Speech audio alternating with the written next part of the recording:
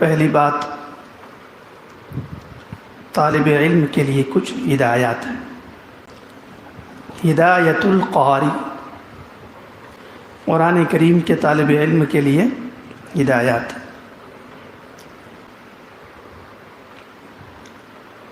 تصحیح النیہ، کہ قرآن کریم کو سمجھنے کے لیے نیت کا درست ہونا نہایت ضروری ہے۔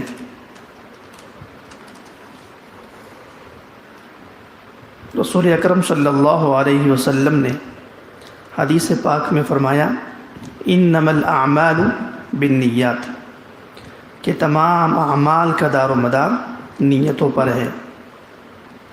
اس لیے پہلی بات کہ ہم اپنی نیتیں درست کر لیں۔ نیتوں کی درستگی دو طرح کی ہوتی ہے۔ ایک تو یہ کہ انسان جو بھی عمل کرے وہ اللہ تعالیٰ کی رضا، اللہ کی خوشنودی کے لیے کرے، کسی دنیاوی غرض سے نہ ہو۔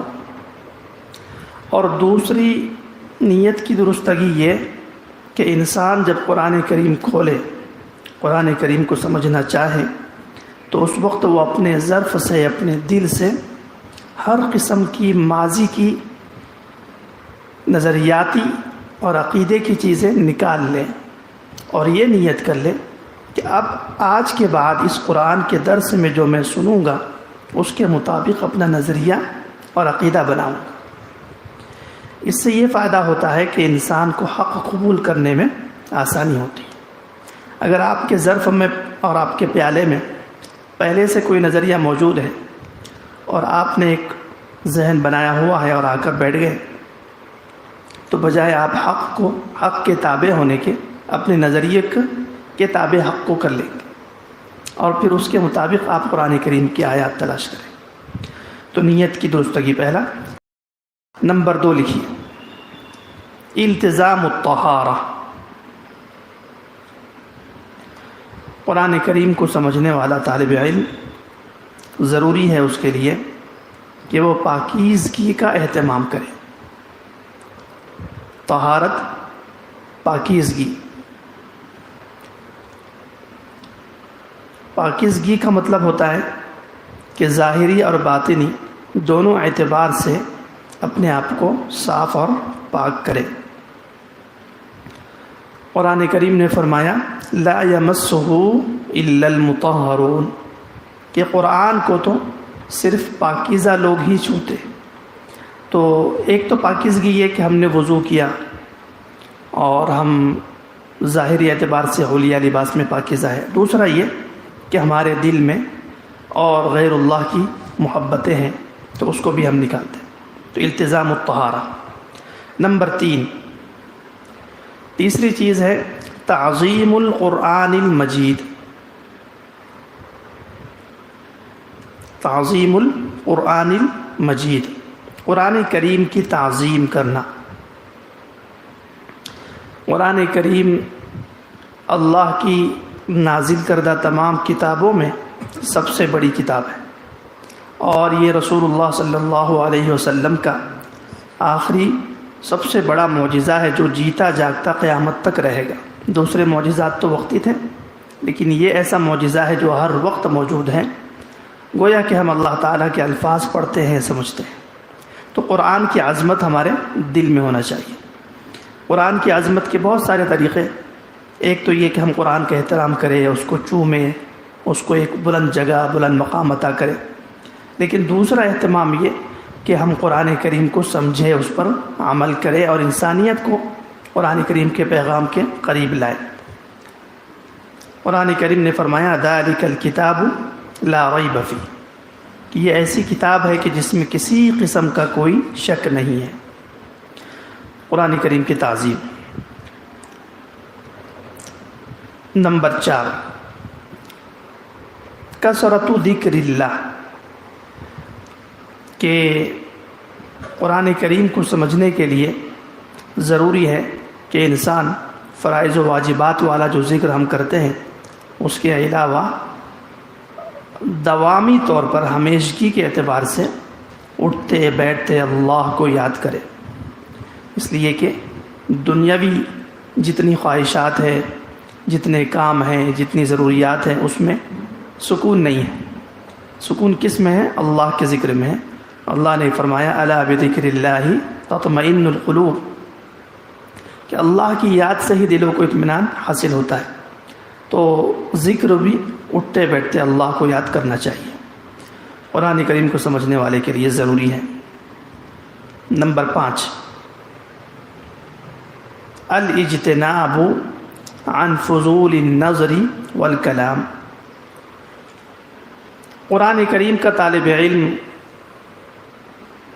قرآن سمجھنا چاہتا ہے تو اس کے لیے ان 2 چیزوں کا اہتمام ضروری ہے کہ ایک تو اپنی نظر کی پاکیزگی، فضول کسی ایسی جگہ پر ہماری نظر اور نگاہ نہ پڑے جس سے ہمارے دل کی نورانیت چھن جائے۔ اس لیے کہ دل کا جو نور ہے، علم کا نور، قرآن کا نور، یہ نور منٹوں میں ختم ہو جاتا ہے۔ حاصل تو ہوتا ہے صدیوں میں، لیکن ختم ہونے کے لیے ایک فضول نظر۔ طالب علم کو چاہیے کہ بلا وجہ کسی بازار میں، کسی ایسے مقامات میں جہاں نامحرم ہو یا نظر کی غلطی کا اندیشہ ہو، وہاں نہیں جانا ہے،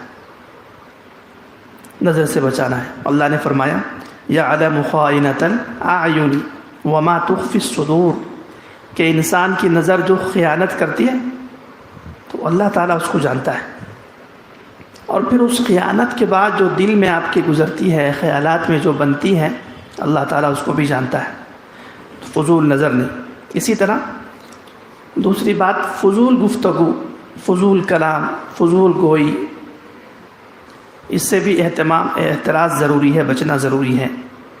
اس لیے کہ اللہ نے فرمایا ما یلفظ من قول الا لدیہ رقیب عتید، کہ انسان جو بھی زبان سے لفظ نکالتا ہے تو اس لفظ کو اٹھانے والا، لکھنے والا ایک فرشتہ موجود ہے۔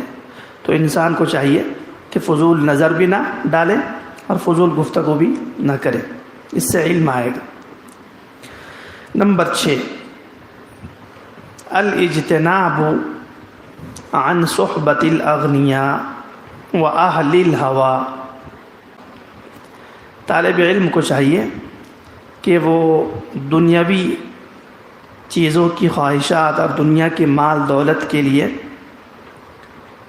اپنے دل، اپنے دماغ کو نہ لگائے، اور جن لوگوں کو اللہ نے بہت زیادہ مال دیا ہے یا جو خواہشات کے پیچھے چلنے والے ہیں، ان کی صحبت سے بھی اپنے آپ کو بچائے، اس لیے کہ ان کے پاس بیٹھنے سے، صحبت سے بھی آپ کو دنیا کی خواہش بڑھ جائے گی۔